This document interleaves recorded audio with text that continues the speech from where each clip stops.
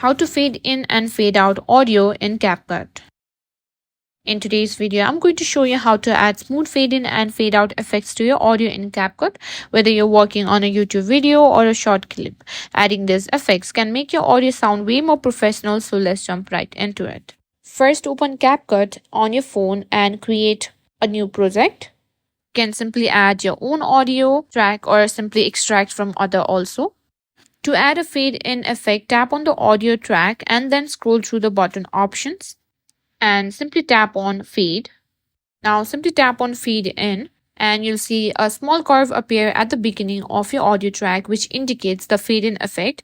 You can just adjust the duration of the fade by dragging the slider left or right to control how quickly or slowly the audio fades in and out. Simply do the same for the fade out effect as well. And that's it. You've now successfully added a fade in and fade out effect to your audio in CapCut.